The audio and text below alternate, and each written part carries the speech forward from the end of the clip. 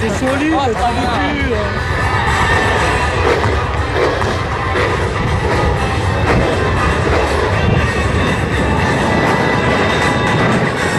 Tu sais qu'il y a le bagnole qui a filmé, hein. À 18 et la 9.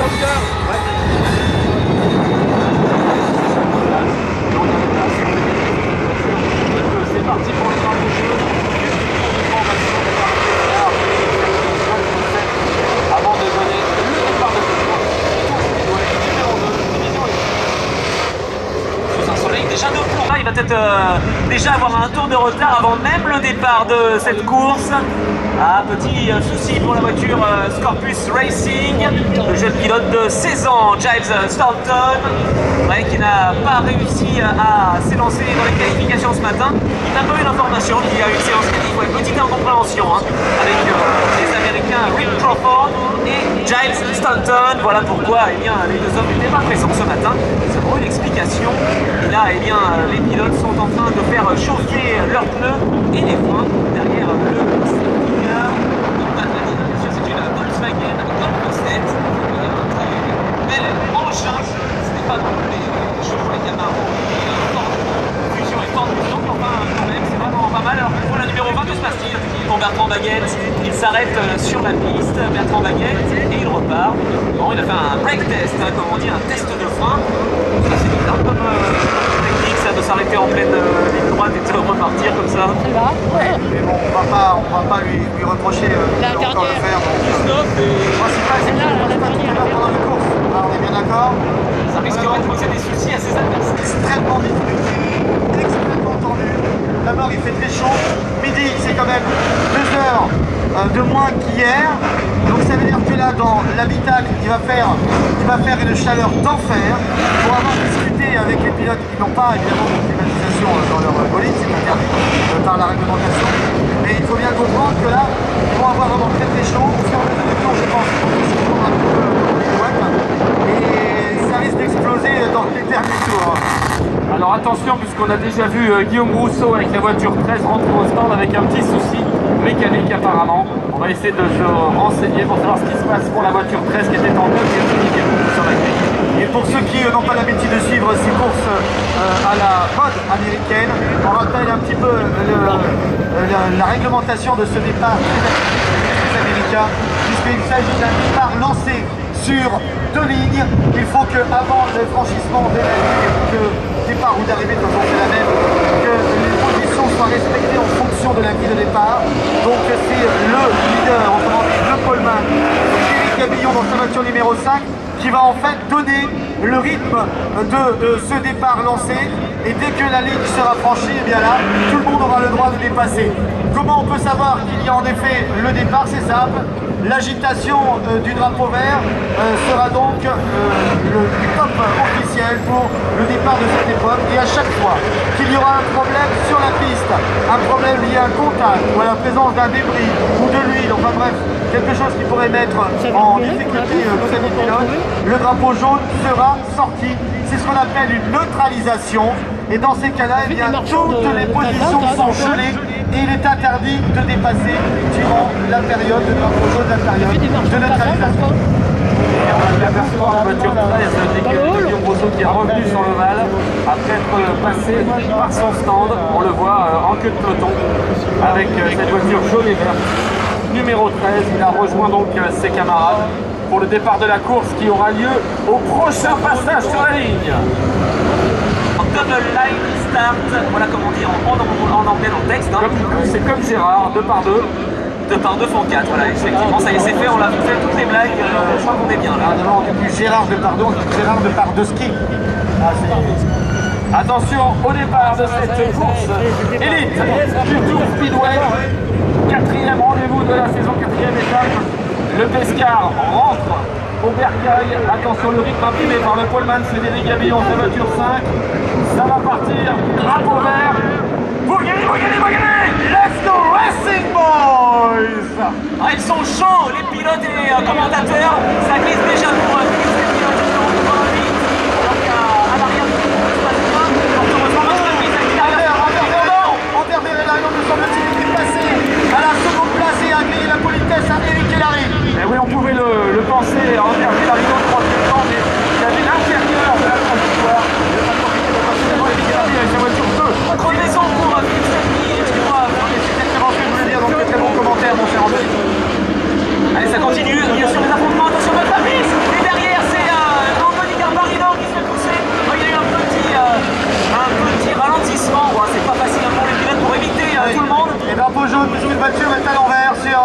le virage plat, c'est la voiture numéro 3 d'Anthony Garbarino, qui s'est fait bouler hors de la piste, on l'a vu dans le virage 1. Il était juste derrière Max Papis, il était au contact et puis ensuite la voiture 55 et la voiture 68 sont arrivés derrière, petit ralentissement et ils se sont poussés et la victime a été Anthony Garbarino. Ça va le rapprocher. Eh bien ça va pas tarder à avoir les premiers accrochages, beaucoup de pression sur ces pilotes aujourd'hui et c'est vrai qu'en milieu de peloton c'était très nerveux depuis le départ. Maintenant les pilotes vont se recalmer, je sais pas si c'est si facile que ça, mais enfin en tout cas, Ander Villarino qui lui va être à l'extérieur finalement pour les restarts, c'est pas une très bonne nouvelle ça. Ouais, alors le débat c'est évidemment la première position est la meilleure, mais derrière, est-ce qu'il vaut mieux repartir aux côtés du leader à l'extérieur ou est-ce qu'il ne vaut mieux pas repartir à l'intérieur en troisième position?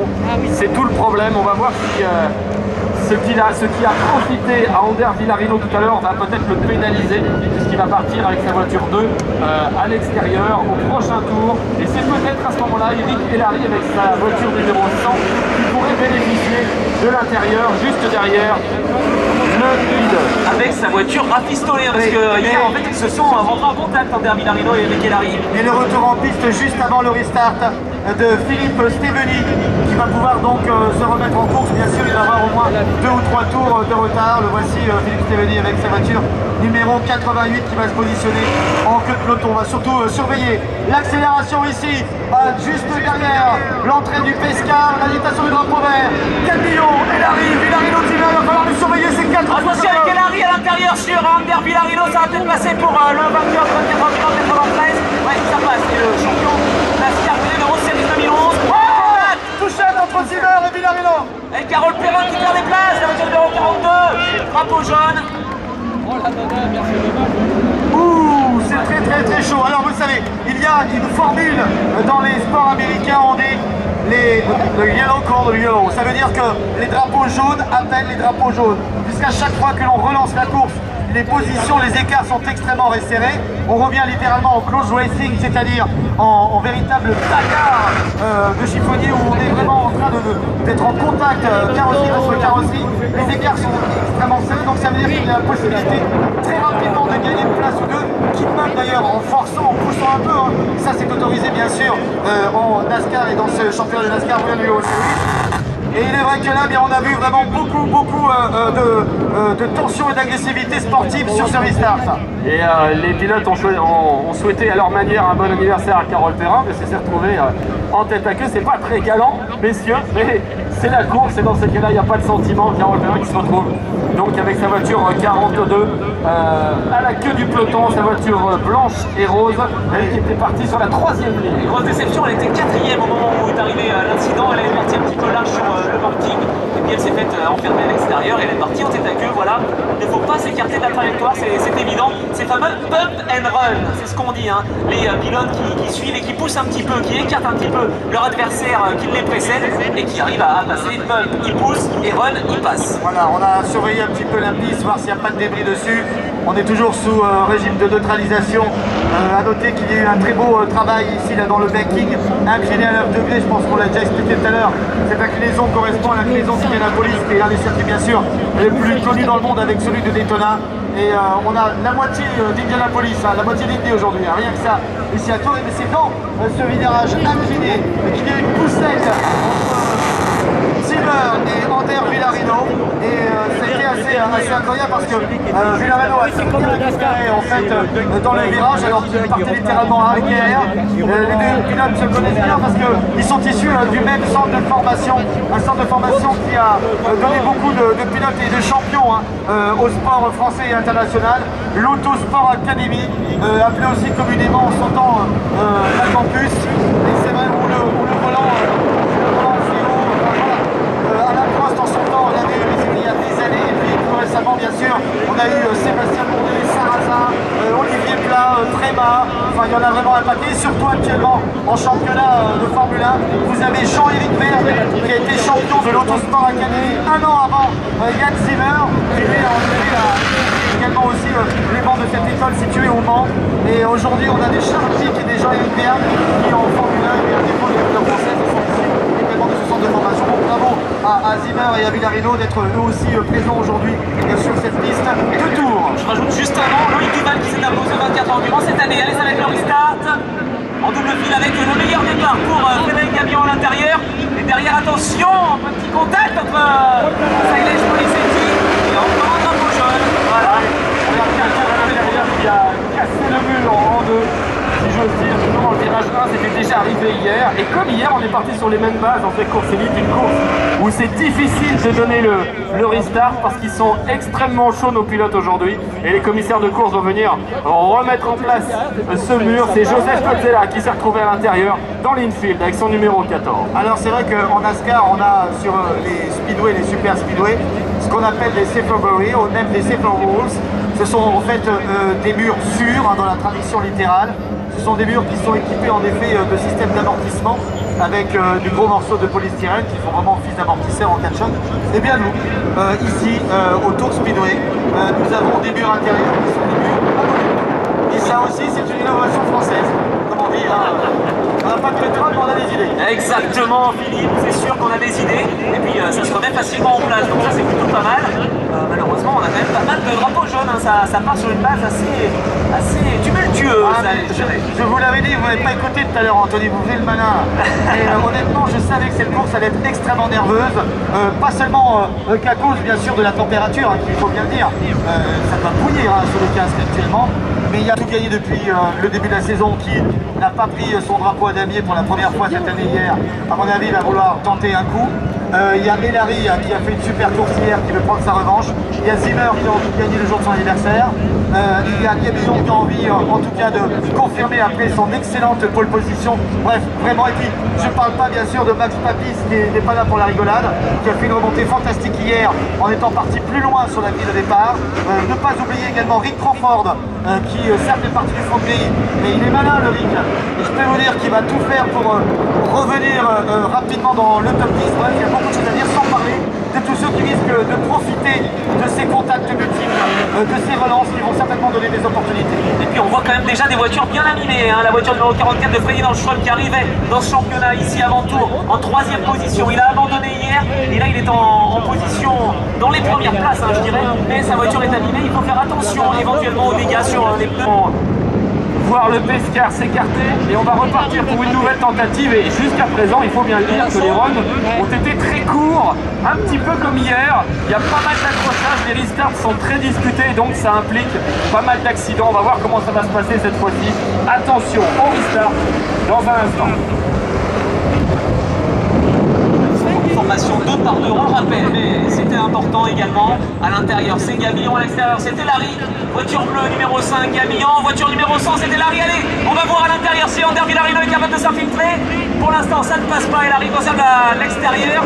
Allez, on espère avoir quelque chose. C'est pas mauvais hein, quand même maintenant. Villarino qui est le troisième, quatrième place pour Zimmer et à l'intérieur, c'est Max Papis qui peut prendre l'avantage. Oui, Max Papis et Yann Zimmer sont dans la même écurie, donc c'est sûr qu'ils vont être très prudents, ils vont quand même pas se mettre dans le tas de Encore une crevaison pour un autre contact. C'est cette fois Stéphane Diaghi. Beaucoup de crevaisons. Ce n'est pas la faute des pneus, bien évidemment. Michelin qui fait un travail fantastique. C'est plutôt en raison des contacts, des multiples contacts. Yann Zimmer qui perd les positions 4.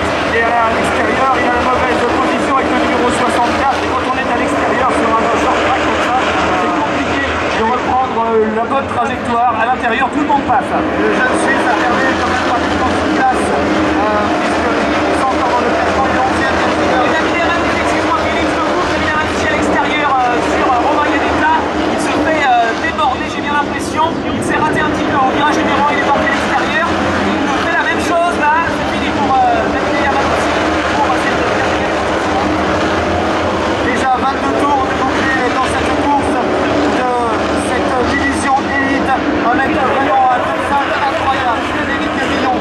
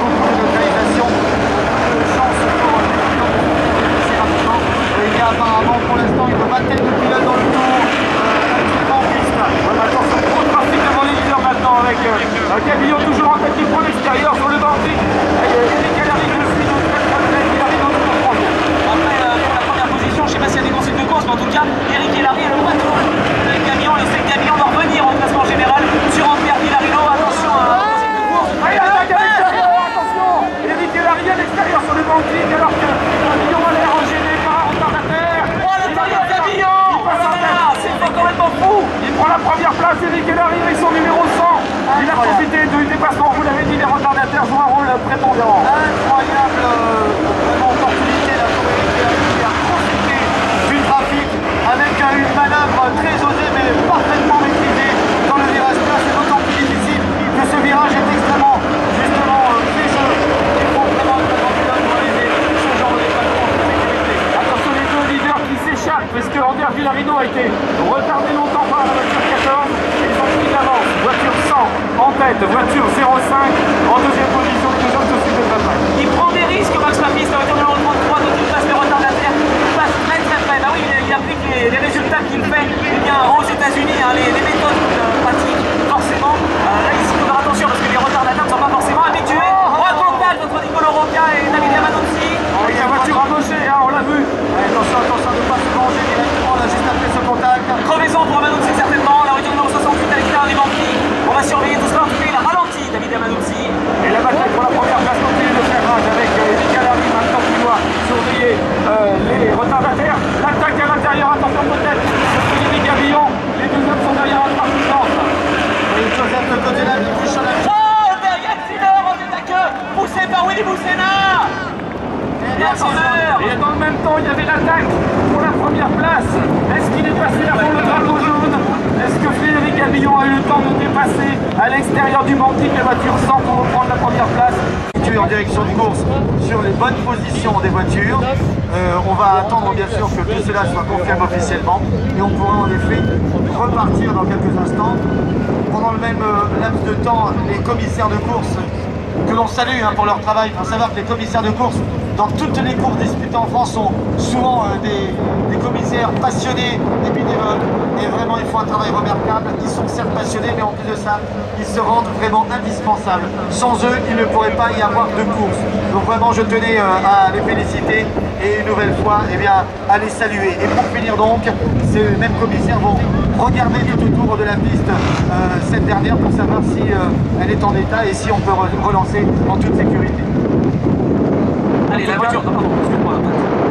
En tout cas, ça s'est joué à peu de choses pour que Eric Hellary perde cette première place, car Gabillon était en train de l'attaquer dans le virage 3. C'était très chaud. Frédéric Gabillon qui n'a pas de chance sur le timing de ce drapeau jaune, mais peut-être aura-t-il l'occasion de l'attaquer sur le restart. Attention à Frédéric Gabillon, parce que là c'est un petit peu un risque qu'il va prendre au départ. Il est à l'extérieur, et Ander Villarino, son adversaire direct au championnat, est à l'intérieur. Donc forcément ça va être musclé ce restart avec la voiture numéro 8 qui est derrière le safety car. Il n'est pas en tête, il est simplement à un tour. C'est le Lucky Dog, et il va récupérer un tour, il va dépasser le safety car et se mettre à la queue du peloton. Un peloton qui va donc se ranger en double file pour ce restart. En tout cas, on a vu un beau run sous drapeau vert qu'on n'avait pas vraiment eu l'occasion de voir hier dans la division élite. Et bien, en tout cas, là, les choses sont bien lancées. C'était très propre ce run et on va repartir sur le prochain tour. Bien sûr, avant qu'on prenne le drapeau vert, parce que sinon, eh bien, la procédure du drapeau vert ne pourra pas être lancée. On fait signe à Hugo Beck de passer, ça y est, il passe à l'extérieur, il va donc se remettre, au peloton, et donc il va accélérer et aller un petit peu plus vite que la normale. Sous ces car normalement on va au ralenti, et bien lui il est très rapide pour aller recoller au peloton. Et nos Français là, qui trustent les places dans le top 10 juste avant la relance avec Eric Hellary en tête, Frédéric Gabillon qui est deuxième, Max Papis, l'Italo-Américain est en troisième position, Ander Villarino, l'Espagnol est en quatrième place. Et on va pouvoir relancer. Attention avec Gabillon à l'extérieur sur Villarino, je vous en parlais, bien oui, le Villarino est passé à l'intérieur sur Gabillon, c'est pas encore fait. Ah si, à l'extérieur Gabillon, derrière ils sont trois de front là sur le banquis. Ah ils sont chauds, ils sont très chauds les pilotes avec un très beau départ de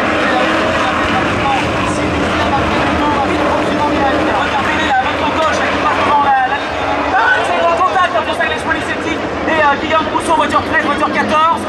Ah là là, Guillaume Rousseau qui va peut-être abandonner avec le pare-choc annulé. Attention, les voitures au ralenti qui peuvent gêner les leaders qui arrivent derrière à toute la vague. La voiture 14 de c'est de Guillaume Rousseau.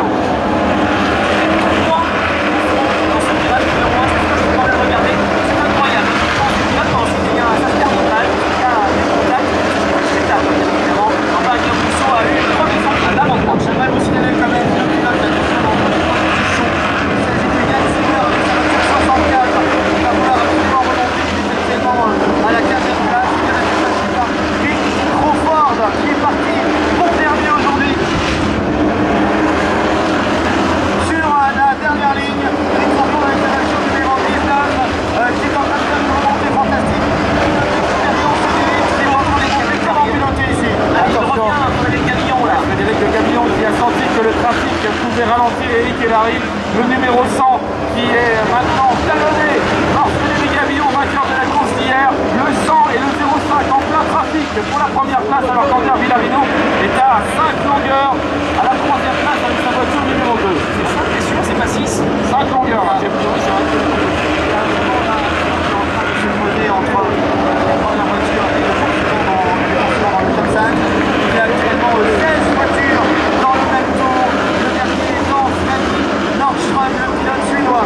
voilà, il va avoir chaud là, Eric Elary, il doit regarder dans son rétro pour voir la voiture 5. Le talonné qui a besoin d'attaquer à l'intérieur sur ce virage 1 et 2.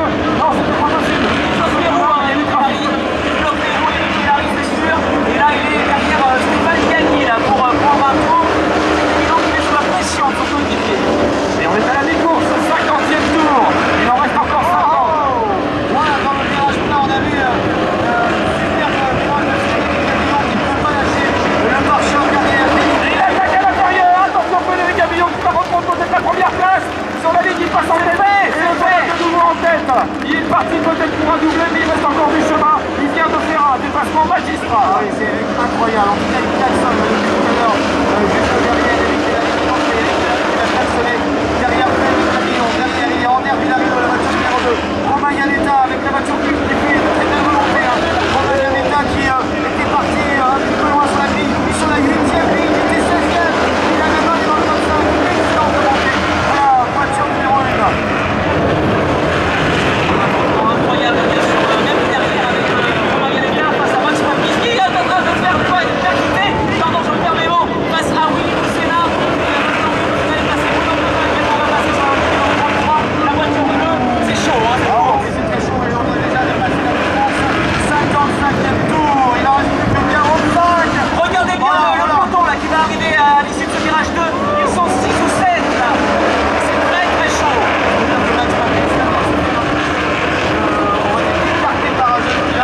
Alors, on le sait, hein, c'est un pilote très technique, comme on dit dans le jargon. Mais mon avis, va falloir en rester là et récupérer plus rapidement sa position initiale. Très bonne prestation de Frédéric Gabillon qui a réussi à prendre 3 longueurs d'avance sur Eric Elary avec sa voiture 100. Alors qu'Andrea Villarino est loin derrière à la 3e place avec sa voiture numéro 2 pour l'instant. Eh bien, un sans faute de Frédéric Gabillon qui avait perdu la première place tout à l'heure mais qui l'a récupéré. Il va s'appliquer sous la menace maintenant de Yann Zimmer, la voiture numéro 64. C'est le retour de Yann Zimmer. Yann Zimmer À l'intérieur. Eric Crawford en fait un travail extraordinaire. C'est évidemment le retour de Bertrand Daguerre. Attention, attention, Frédéric Gabillon qui est parti là sur les virages 1 et 2. À la faveur du trafic, Eric Elary a pu recoller, il est sur les grandes lignes. La voiture 5, la voiture 100, ils sont maintenant l'un derrière l'autre. Attention à ce trafic. C'est un drapeau vert là, qui s'éternise, mais pour de très bonnes raisons. On a vraiment là du coup de la prépagarde du temps, je vais essayer comme on aime. Et là, on n'est pas à l'abri. Ça suscite encore un peu plus, puisque nous sommes pendant les derniers tours. Il reste 40 là. Il y a le problème pour de voir le numéro. C'est un monocross à un jaune 3, pas dire de bêtises, ça. En tout cas, c'est vrai que c'est des compétences sur la piste. Les retardataires jouent un rôle prépondérant et ils peuvent handicaper les leaders, c'est évident. Andrea Villarino est déjà à quelques longueurs, presque plus haut de tête. Il possède quelques longueurs d'avance sur Romain Yannetta. Ils ont un trafic clair, du coup ils sont avantagés. Ils peuvent vraiment rouler en profitant de la largeur de la piste. Certes, bien sûr, en gardant un œil dans le rétroviseur pour qu'ils soient juste à côté de la ligne. Dans le roulis, il y a des spotters alertent des éventuels problèmes sur la piste. Ils sont en liaison directe avec les pilotes en liaison radio et ils avertissent également des éventuelles attaques en disant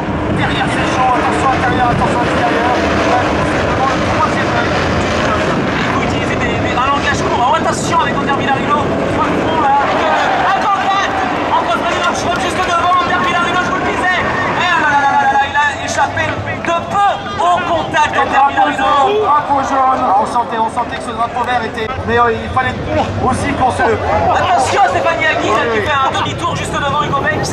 Attention, hein, Ils ont failli se faire un petit bec sur ce coup-là, comme on dit, du côté du Canada. Mais honnêtement, on savait que depuis quelques tours, ça commençait à devenir... Regardez cette voiture de Ferdinand Scott qui passe devant vous, là, la 44 devant les tribunes. Regardez l'état de la voiture. Elle est détruite à l'avant, elle est détruite à l'arrière. Oui, mais elle roule toujours. C'est vrai, c'est la voiture de Mad Max. Ah bah non, Mad Max c'est le numéro 33. 33, c'est le surnom de Max Papis. Avec la voiture 55 aussi qui a, on voit, avec les signes. Regardez cette voiture blanche numéro 55 qui passe entraînant des débris avec elle. Cette voiture qui est pilotée par Bruno Cousin. Ah, ça frotte pour la 44, il va falloir peut-être penser à rentrer au stand. Je pense qu'il va falloir pas se rentrer parce que là, elle ne peut pas continuer la course. C'est excusez-moi ce terme-là, mais entre guillemets un débris ambulance. C'est pas que la voiture soit... Non, mais vraiment, il y a une partie de la voiture qui peut se détacher à n'importe quel moment. Il suffit d'un contact en course pour qu'éventuellement l'avant puisse partir et provoque une nouvelle neutralisation. Donc je pense que là, il faudra dans l'effet de voir si avec ces débris-là qui sont embarqués, il n'y a pas moyen. En tête, ce drapeau jaune, s'il doit franchir le dernier tour, en tête, il a gagné. Mais la NASCAR a mis en place depuis plusieurs saisons pour toutes ces épreuves, il y a une particularité, que 2 tours, on rajoute, par exemple, là ça risque de se dérouler. Et parce qu'il va rester 2 tours, attention, 2 tours pour la gagne de cette division élite. Aujourd'hui sur le Tour Speedway, Frédéric Gavillon, numéro 5, Eric Hellary, numéro 100, Villarino, numéro 2, c'est reparti.